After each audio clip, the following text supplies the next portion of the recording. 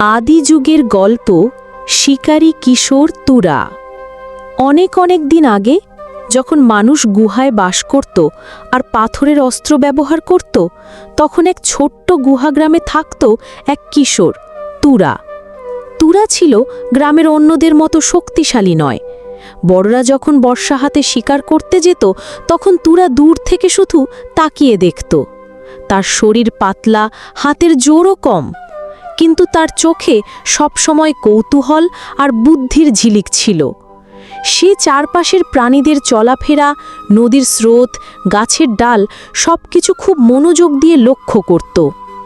একদিন গ্রামে খাদ্য সংকট দেখা দিল। বড় বড় শিকারীরা অনেক দূরে চলে গেল খাবারের খোঁজে, কিন্তু কয়েকদিন কেটে গেলেও তারা ফিরে এলো না। গুহায় শুধু বাচ্চা, বৃদ্ধ আর কয়েকজন মহিলা রয়ে গেল। সবার চোখে তখন হতাশা, পেটে ক্ষুধা।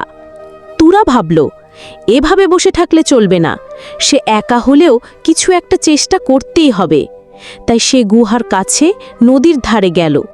নদীর পানিতে প্রায়ই হরিণ আর ছোট প্রাণীরা জল খেতে আসে, এটা সে আগেই খেয়াল করেছিল। সে তীক্ষ্ণ পাথর দিয়ে শুকনো ডাল কেটে অনেকগুলো খুঁটি বানালো। তারপর খুঁটিগুলো দিয়ে নদীর পাড়ে একটা ফাঁদ তৈরি করল। ফাঁদের চারপাশে পাতা আর কাদা দিয়ে ঢেকে দিল, যাতে প্রাণী বুঝতেই না পারে। কিছুক্ষণ অপেক্ষার পর সত্যিই এক বিশাল হরিণ সেখানে এলো।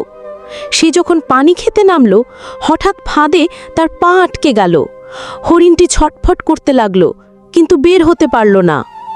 তুরা তাড়াতাড়ি গুহায় ছুটে গিয়ে সবাইকে ডাকল। ক্ষুধার্ত মানুষগুলো সঙ্গে সঙ্গে সেখানে ছুটে এলো। সবাই মিলে হরিণটিকে কাবু করল। অনেক দিনের মধ্যে প্রথমবার গ্রামের লোকেরা পেট ভরে খাবার পেল। সেদিন সবাই তুরার বুদ্ধি দেখে অবাক হলো। তারা বুঝল, শক্তি দিয়ে অনেক কিছু করা যায় ঠিকই, কিন্তু মাথা খাটিয়েও বড় কাজ সম্ভব। তুরা আর গ্রামের চোখে দুর্বল রইল না, বরং এক জ্ঞানী শিকারী হিসাবে সবার সম্মান পেল। এরপর থেকে গ্রামের বাচ্চারা শুধু বর্ষা ছুঁড়তে শেখেনি, তারা তুরার কাছ থেকে শিখেছে কিভাবে প্রকৃতিকে লক্ষ্য করতে হয়, কিভাবে ফাঁদ বানাতে হয়, আর কিভাবে শক্তির চেয়ে বুদ্ধি দিয়ে বেঁচে থাকা যায়। তুরার সেই ছোট্ট প্রচেষ্টাই একদিন গুহা গ্রামের মানুষের জীবন পাল্টে দিল। আর সবাই মনে রাখল, মানুষ শুধু শক্তির জন্য নয়, বুদ্ধির কারণেই আলাদা।